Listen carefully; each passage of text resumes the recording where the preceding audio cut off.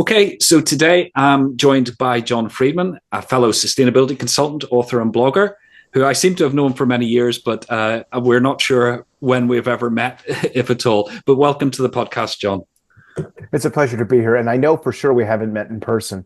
The only question is, have we ever done a phone call or a Zoom before? But Yeah, well, it would have probably been before Zoom existed. Well, John has a long and storied career across many sectors. His book, Managing Sustainability, First Steps to First Class, was included in the 50 books from the Thinkers 360 thought leaders you should read in 2021. He has been ranked as one of the top 50 ESG voices on LinkedIn, one of the top 30 sustainability bloggers on Twitter, according to Triple Pundit, number 3 on the Green Biz list, most influential Twitterati. If you're still on Twitter, we can probably come on to that. 14 on Guardian Businesses, 30 most influential sustainability voices in America, and number 4 in the 100 leading voices in CSR by Global CEO magazine. So that's quite a list of achievements. But let's start at the beginning. John, how did you first get involved in sustainability? that's a great question because when I grew up, sustainability didn't exist. It wasn't a word. It wasn't a discipline. It was it had already been coined by the time I was in grade school, but didn't really hit the mainstream for me until about the year 2000 when I first started doing it as part of my work and communications for the North American subsidiary of a French-based company. And they brought it over as sort of the new project. But looking at it and looking at the materials and looking at the way it was structured, I realized very quickly that this was not just another 6-month corporate objective or program that would be left by the wayside. They were talking about a true cultural shift in the way the company saw itself and its role in the world. And the basis of that were things called the principles of action, principe d'action. And it was branded not as sustainability, but as using the company name, the Lafarge Way. It was the way we were going to be. And I recognized that the value of this became a passion for me because of all the other things I'd helped communicate. This was the thing I thought was the most transformational, the most exciting, the most interesting. And frankly, I kind of made a career pivot at that point into sustainability. Mm-hmm. And you've worked for quite a few organizations, both internally and outward facing, looking at your CV. Yes, that's right. I mean, it started out, this was an internal program. And, it was also, there was an element of trying to position the company externally. But because you're talking about a culture, the fact of the matter is if you don't make your employees your first audience and you don't engage them fully and completely, then everything else is just a marketing campaign. It's just buzzwords. I like to say that no marketing campaign, no PR campaign, no big poster on the wall is ever going to change the experience someone has when they deal with an employee from your company, or when that employee just says, I don't know what they're talking about. That's not who we are. So it has to start from within because it's not just something to talk about. It really is a change in business culture and also strategy. Yeah. And one of the interesting things from what you said is they embed it into Lafarge Way. It wasn't, here's something we're doing as a bolt-on to core business. This is part of our core business and culture. Absolutely. That brings me to, and this is in the book, it's the 5 principles that I think are necessary for one of these programs to be fully realized. And the interesting thing is when I started doing this, we were more successful implementing it in the US than when they were in other countries around the world. They flew me to an international meeting where I explained these 5 principles, excuse me. And at that moment, I was told by the person who'd started this, I think you're onto something. And that happenstance was the chairman of the board and the CEO of the company. And so real simply, this was based on the idea of trying to answer the questions, who, what, when, where, and why. So the communications background coming in. So the first one is you have to align it with your business strategy.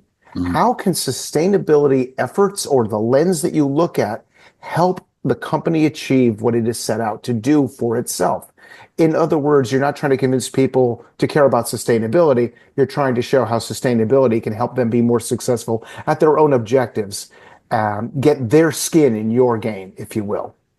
The second thing is it has to be compatible with the day-to-day reality that people face on the ground all the time as employees of the company. It can't be, oh, today is going to be the environmental day, and then we go back to business as usual. Today is going to be the diversity day where we talk about that, and then we go back to business as usual.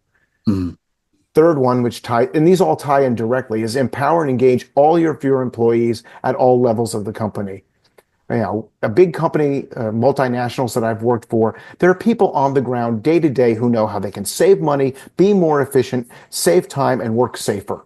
Yeah. It can't come from above. And you have to listen to that and have a mechanism for those messages to be heard. And of course, that gets into DEI and giving every employee a voice.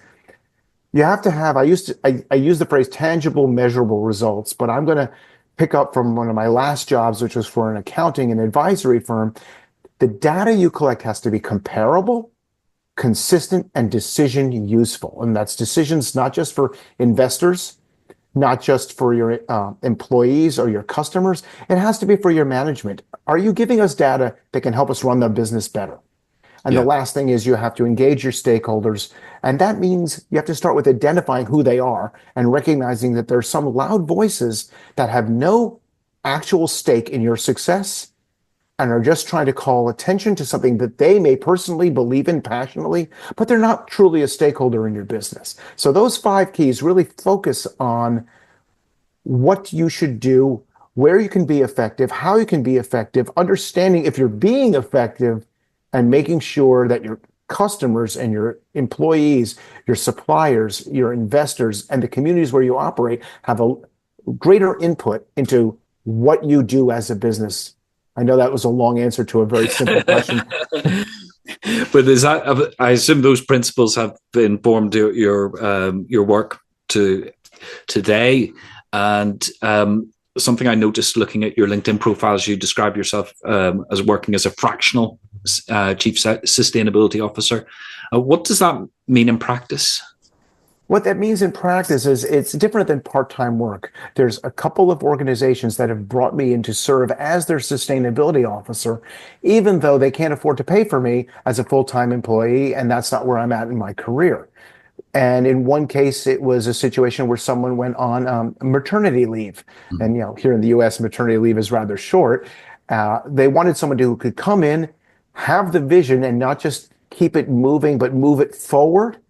And so it was someone I've known in my career, and they said, oh, John would be good to bring in. We could tell him where we're going. He can help move it. It won't just be a caretaker who does nothing but just keep things where they are. Mm-hmm. And then won't try to take the job, you know, long-term permanently. And what size of business would you typically find would engage a fractional CSO? It's, you know, you're seeing a lot more of it now because even the larger businesses are sort of rethinking how they're building this and how they're paying for this. So even some of the largest businesses are not looking for a full-time chief sustainability officer, but are looking for someone with 20 or 30 years experience doing it. So you're not just and they're looking for someone with experience in sustainability, not just in managing teams and managing projects. Yeah. I'm interested because you said you came from a communications background. The first use of this term fractional I've seen was with chief marketing officers. So I don't know if it's a read across from that or whether it's a particularly US thing, this sort of having fractional people in the boardroom. Well, I'm not sure if it's a particularly US thing. Because I'm in a couple of groups of other people who are doing fractional work because we help each other, because we're inventing something new. That's one thing that sustainability has never been. It's never been boring. Sometimes it's been frustrating. Sometimes we've had setbacks, but it's one of those careers where we talk about lifelong learning. If you're not willing to be humble, to admit you don't know everything or what you knew yesterday isn't necessarily going to get you through today, and if you're not curious and willing to embrace the opportunity to learn something new, long term, you won't make it in this, or I would argue any field. But the idea that it's a port over from marketing is interesting because sustainability is a business discipline. You know, the other thing on my LinkedIn is one day we're just going to call this business. Yeah. The fact that it's got a separate name, separate language, separate metrics has not helped in the long term because it has kept it as a bolt-on, as you mentioned, separate from the business. The separate report, for example, does send a message just by its very existence that we're separate. But by the same token, you have many people who were brought into companies to create that, and therefore they're afraid to let go of it because they're afraid they will cede their position and authority and responsibility because they're not willing to make that lifelong learning and evolutionary change. Whereas when I went to Sodexo and worked in Paris, we integrated the sustainability report into the annual report. We added the metrics to the metrics in the back of the book. And as a result, it increasingly became a theme throughout the whole report. Getting back to what we had done earlier with the Lafarge way, it wasn't its own separate thing. It was fully integrated, which you lose some identity, but you also lose a lot of vulnerability too. Yeah, fantastic. Yes, that integration, I think, is essential because obviously you don't want things bolted on because they can drop off as well, particularly exactly. If the journey gets bumpy, things tend to fall off the vehicle. Now, as we speak, the US is in the transition period between the end of President Biden's time in office and the re-entry of President Trump. And it's no stretch to say they have quite different attitudes to sustainability. From your perspective, what legacy do you think Joe Biden's leaving behind? Yeah, it's one of the things that's difficult for me because I don't really work a lot with government. Yeah. Business makes much more sense to me. And the legacy of Joe Biden won't be defined today. It won't be defined tomorrow or even under the Trump presidency. It's going to be over a longer period of time. We can look at some of the things he did in terms of bringing back more manufacturing jobs and increasing jobs in the U.S., the economic recovery, which is still one of the strongest since COVID in the world. And yet American voters rejected that course and decided to revert back to Trump 2.0. I'm reminded that often sequels are not as good as the original. And I wasn't particularly fond of the first one. But in terms of sustainability, I think it's interesting because the federal government can only do so much in the United States because of the way we're structured. And so I want to point out that, he could pull the U.S. out of the Paris Agreement as he did. Yeah. But the first thing that I want to point out is, let's start with states because companies is a little bit more complex. But we have states, 50 of them, and they can pass and do pass their own laws. Already New York, California, and Illinois have done so. Oregon is moving forward as well, and the Montana Supreme Court just in the last 2 weeks ruled that climate impact should be considered when deciding whether or not to permit fossil fuel companies or expansions. Mm-hmm. And if you look at it, those are only 5 out of 50 states, but they represent 28% of the country's gross domestic product. Oh, yes. So states will be a big player. The other thing is the first thing that happened when Trump pulled out of the Paris Agreement last time was that we started this thing in the US, we're still in it, and companies signed on. And yes, we're hearing a lot about companies that are either pivoting, shifting, or abandoning their ESG or sustainability or even their DEI programs. But most companies are still in it. They're just being quieter because they're not sure how to talk about it. And this is where I say having separate language doesn't help, because if the language was the same as the language of the business, it wouldn't be as vulnerable to, if you will, political whims. But almost 6,000 companies, I checked the website, are still in the Paris Agreement commitments, regardless of whether the federal government is forcing them to do it or not. And most notably, recently, ExxonMobil's CEO issued a public statement saying that he didn't think President Trump should pull us out of the Paris Agreement because it's very difficult for businesses to change strategies when the political winds shift. But what's notable to me about that is he's not saying, oh, thank goodness Trump is going to get us out of the Paris Agreement and let's stay out because that's where the future is. He's saying stay in it. That's a tacit admission that climate change is real and that they know they need to do something about it. So when the lead fossil fuel denying company in the US is saying, we want to stay in the Paris Agreement for business strategy, planning, and consistency, because that's where the future lies, I think that's a loud message. So I think Trump is going to have a lot of effect and it's going to push things back and eliminate things. But what the truth of the matter is, if this is a business strategy and it increases value, it reduces risks and increases opportunities, the economic argument will win over the political argument because businesses ultimately are about being profitable. Yeah. So just to pick up on a couple of those things, the thing about the state level legislation compared to the federal legislation, it was reported that New York has just introduced a congestion charge, and Trump is threatening to cancel it on day one. He's going to have a very busy day one if he does everything on day one that he says he's going to. But is that possible? Can the president put in a decree about vehicle movements in Manhattan? I don't see how. I think it's one of those things where, okay, there's a number of things about President Trump, and I'm glad I'll be out of the country when this posts because he talks a lot, and he says a lot, and he talks a lot about day one, and it's going to be so easy. But if you look at his past record, he has not been as effective as he said he would be, or even as he claims he is. I love the phrase, "I've kept more promises than I made." It's pure hyperbole. So how can he tell the mayor of New York what to do? The president of the United States is not a king and cannot dictate that. He might threaten to pull some federal funding if they don't play along with his game. But states have thumbed their nose at presidents before when they believe that what they're doing is right. He's also threatened to get rid of the environmental emissions regulations in California and reporting regulations in California. And I think it'll be the same situation. Is he really going to go after 7% of the country's economy? Yeah. And then the other, going back to Joe Biden, obviously the Inflation Reduction Act is one of the biggest governmental moves towards sustainability ever, or certainly as much as we know about. There is talk that, again, the beneficiaries of some of those moves in red states might resist any dilution of the measures. Are you picking up any of that? Yeah, absolutely. And that's an important point, right? Because the Inflation Reduction Act was passed into law by Congress. Undoing it would take another passing of another law in Congress. But what they can do is fund it less.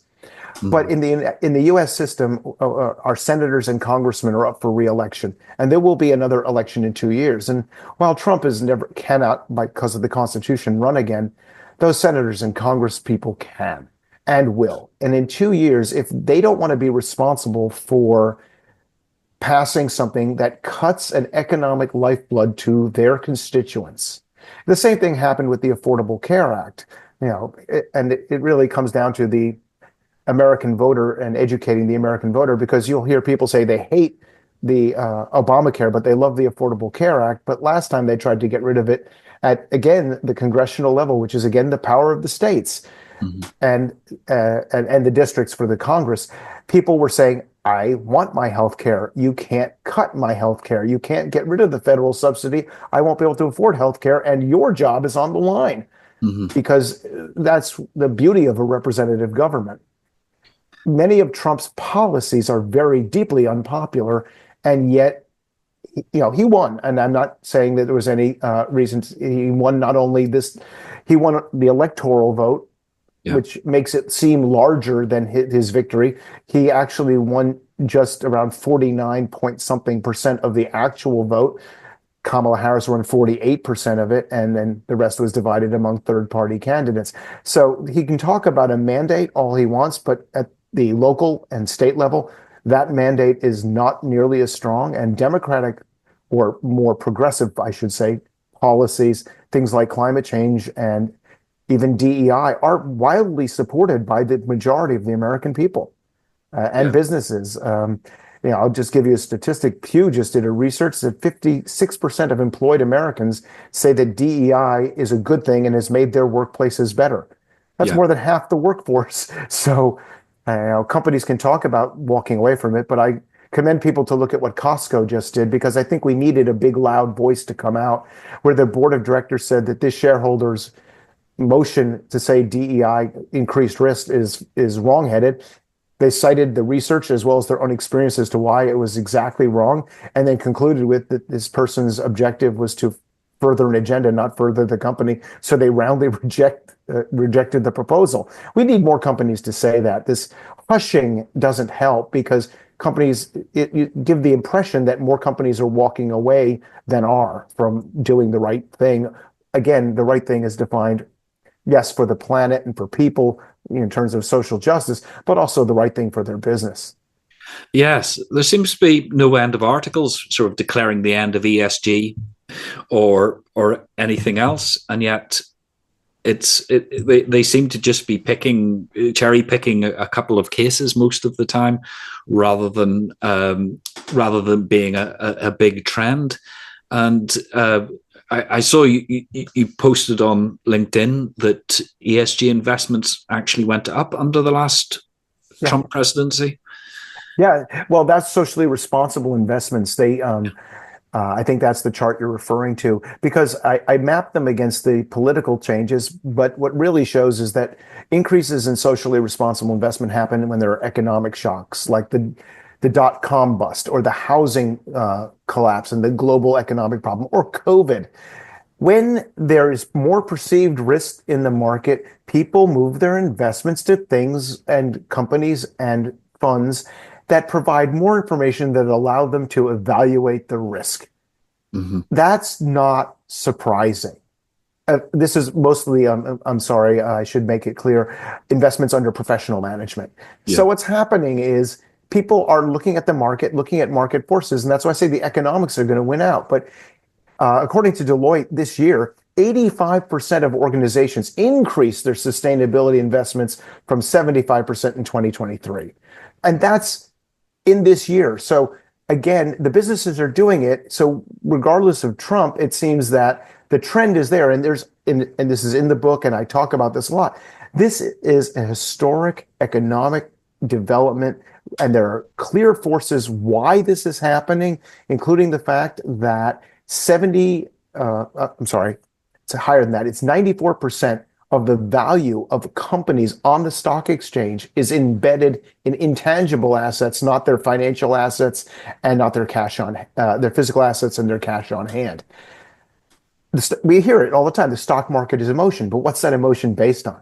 How companies are perceived. And the best way to have a good reputation is to act in a manner that is deserving of that reputation. Yes, absolutely. And, I always find these slightly strange things that come out, or statistics that, Texas, I think the Texas electricity grid is 50% renewables, which is, given that I grew up on Dallas being on TV with the Ewing family and their oil. It seems quite incredible that Texas, and as Republican a state, or red a state as you could possibly get, is so invested in renewable energy. Look at the cost per kilowatt hour of renewables, nuclear, coal, and the economic hydro, anything else you can think of. And the cost per kilowatt hour, it's very clear. I mean, you have to talk about permitting, constructing, and all that. But, SunZia just opened, which is going to be the largest wind farm in America. It's crossing 3 states. Wow. Again, the economics of it are going to win out. This is the difference between environmentalism and sustainability. Mm-hmm. Sustainability is about the triple bottom line, as John Elkington coined: people, planet, and prosperity. Yeah. Okay. Or profitability, whichever one. I mean, it's about the money, right? So if the financial incentives are aligned with the economic incentives, I'm sorry, I seem to be speaking in recursive circles today. If financially and environmentally and its impact on individuals and society are all aligned, you have something that's truly sustainable. Yeah. So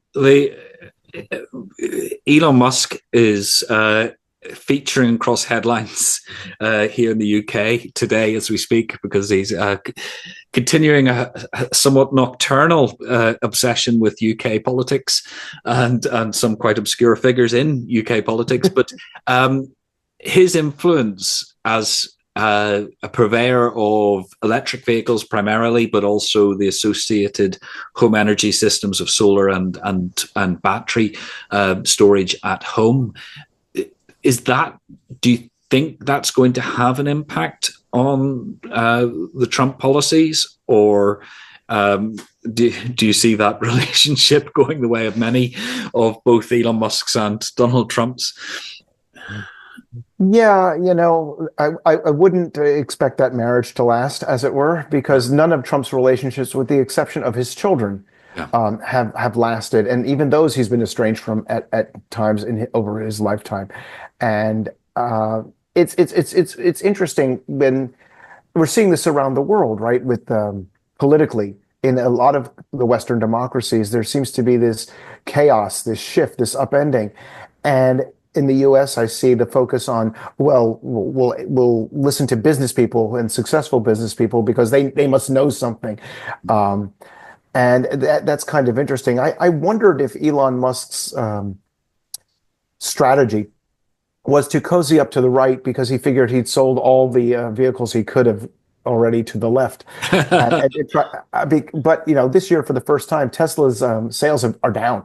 Yes. And there's a lot of reasons for that, including I think a lot of people are voting, with their wallets for the kind of world they want to see, and they don't like what they're seeing with him doing. But also, there's a lot of other players in the marketplace. The Hyundai Ioniq series, the Kia EV series.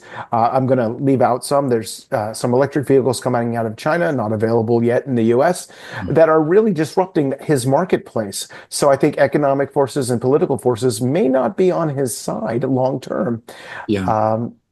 I think it's interesting that Germany basically told him to keep out of their politics. And I wonder if they'll use that as a reason or excuse, whichever word you want to use, to shut down things like, he now owns the social media platform formerly known as Twitter to steal a page from Prince, which, and I thank you for mentioning it. I'm no longer on Twitter. I went over to Blue Sky because that's where the conversations seem to be happening now. Yes, I've kind of clung on. I haven't let go of the side of the pool in Twitter, from Twitter, and haven't quite gone all the way over to Blue Sky yet. But yes, it does seem to be healthier. And, I think when we came across each other were the days where social networks were actually social networks rather than sort of completely algorithm driven. And that's one of my big frustrations anyway with life at the minute.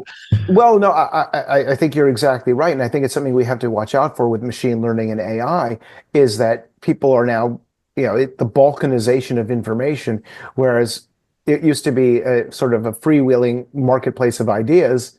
Yeah. It was the digital town square.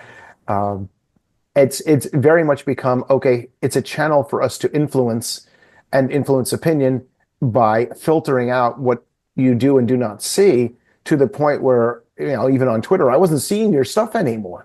So but I couldn't find and even if I, hit every filter, I want to see these people, not those people. One of the nice things about Blue Sky, at least right now, is there's fewer people on it, and it's easier to find the ones and follow the ones and engage with the people you want to talk to. What the future holds, I can't tell you. But again, we got to be ready to pivot. And, walking away from being ranked highly as one of the most credible voices on a digital platform was not easy.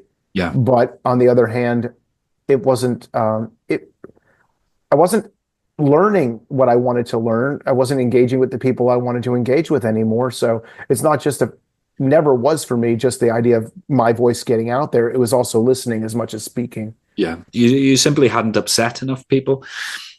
That seems to be how the algorithm works. Or I think I had upset some of the wrong people, but I'd rather get into an intellectual disagreement or with someone like yourself, and I can name others as well, with whom we've had robust conversations that have furthered my thinking and sometimes corrected my thinking. Yeah. But I don't want to be told that I'm a communist and just this demonization language that is based not in reality. And it's like, really, I talk about leveraging the power of capitalism for social and environmental benefit, and you call me a communist? Where in there is the idea that the government should take over ownership of private industry? Let me, when I talk about shareholder ownership of business and what shareholder information demands or requests are, please explain to me how that's government takeover.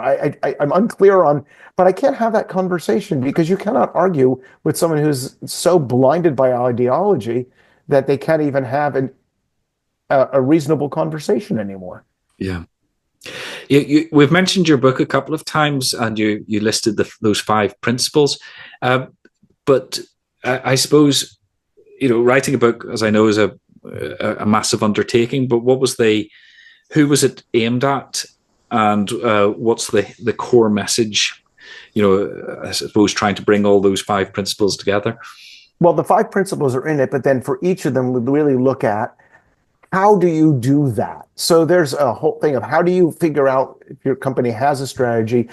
How do you present it? How do you map the benefits of sustainability or what sustainability can offer to the strategy? And just using that one as an example, I'll go a little deeper because I think this has resonated with a number of people. Every organization has sales, financial, cultural, and operational objectives. Mm-hmm. I put them in those categories. You could put them in others, but I put them in those categories because they line up well with most corporate 5-year or 10-year plans I've seen. A typical example is operational efficiency. So if, for example, you want to sell people on giving you the data for your fleet of vehicles, so you need the fuel consumption in order to calculate that and the different fuel types.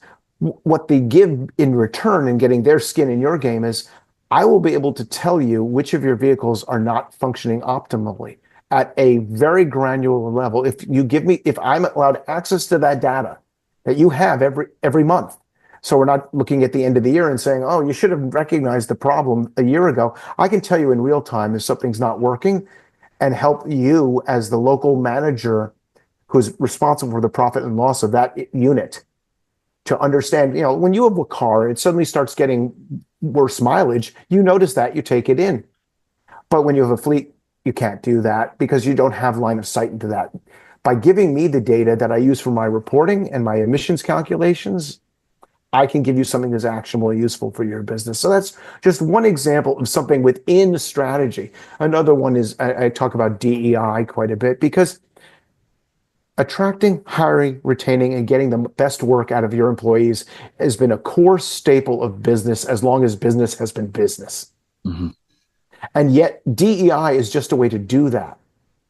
So if you truly want to have the best workers, you have to give the workers what they need today in order for them to want to come work for you and to stay with you. But the most important thing is, and to give you their best ideas, not spend their weekends and their evenings figuring out how to clean your clock in the marketplace because there's something that they've been trying to tell you that the company's just not listening to, and they know what the market wants because they're closer to the market than the C-suite. Yeah. And those are just a couple examples. So Business Expert Press came to me and asked me to write this based on a lot of my writings in Huffington Post and other places and my lectures and other things I've done. And it's really about how to build or grow an existing program or to start one from scratch. Mm-hmm. How to figure out how it fits in with the company, understanding that sustainability is a strategy and here to stay, and it's not a fad. It's the progression of business over time. And I have a new graphic that's not in the book, and I wish it were, because it really shows how we went from personnel to human resources to employee experience to employee engagement. I mean, that was the evolution from the 1970s starting, I love that human resources, people are a resource to be maximized, which they were at that time. But now it's about employee engagement and not just the experience that they have, but the engagement and the fact that communication has to be two-way street. So how to build it, how to sustain it through these kind of shocks and things that are happening over time. And really to sit down and show how elements within sustainability, because it's not a silver bullet to everything. Sustainability is a very broad term.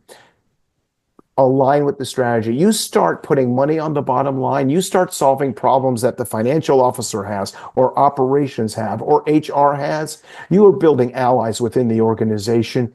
Then they'll come to you and ask, what can we do next? Absolutely. Yeah, and sort of being that a helping hand rather than the person who's always asking awkward questions. Although, of course, awkward questions have their time. You know, what sort of policeman do you like? The one who says stop, or the one who sits there and says, "Oh, there's an accident up ahead. What you need to do is make a left here on MacArthur, take a right on Churchill, take another right on, Queen Elizabeth, and you'll be on your way." Yeah, absolutely. And you talk about employees a lot, and one of the things I've noticed over the last 20 years is definitely the need to be providing for the needs of employees to make them feel that they're doing the right thing in the world seems to have gone way up the agenda. Yes. Retention in particular, but also recruitment. It always used to be one of the sort of quite minor topics that people would mention in passing, but it really does seem to have been come to the foreground. And I suppose with the knowledge economy being everything, then talent is a massive part of business success now. So do you find the same thing? You mentioned employee engagement as the end of that model you were talking about. Yeah, I call it the breakdown of the Bruce Wayne Batman paradox. At this point, I don't think it's a big spoiler to tell people that Bruce Wayne is Batman.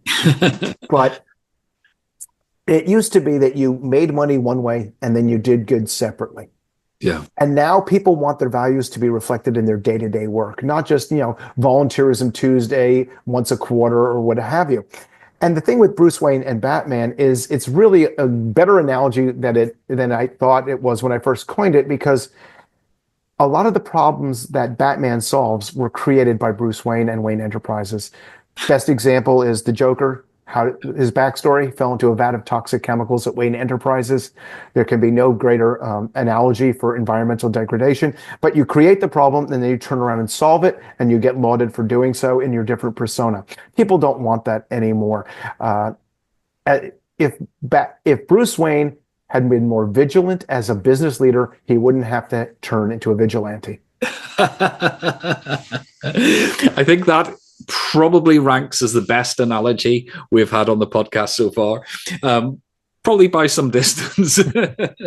I must admit, I wasn't so familiar. I haven't watched the Joker movie, and I didn't know the Joker's origin story, but so I've learned not just the analogy, but actually the cultural reference as well.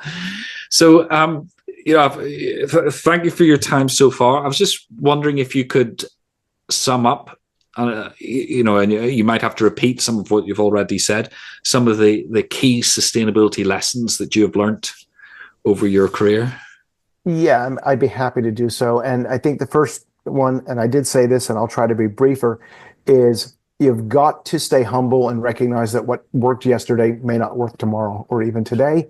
And you've got to stay curious and be willing to pivot. We've talked for years about this was going to be disruptive, and we were all embracing the disruption. Well, guess what? The backlash is being disruptive too. And if we were willing to do it to the world, we have to be willing to have it done to us. So we've got to stay focused on the fact that this is a fundamental shift in the role of business in a global society and what people expect businesses to be, whether they're the employee or the customer or the investor or the community. Yeah. And ultimately, this pushback that we're feeling right now may usher in what we've said we've always wanted, which is the true integration of sustainability, part and parcel with the business, not as a separate discipline, but as truly a business strategy, even if that means losing some of our perceived self-identity, and recognizing that things like assurance and the European law that's coming in, there's UK laws, there's laws in California and other places that are going to require us to provide data that is consistent, comparable, and decision useful for all those that are using the data to make decisions.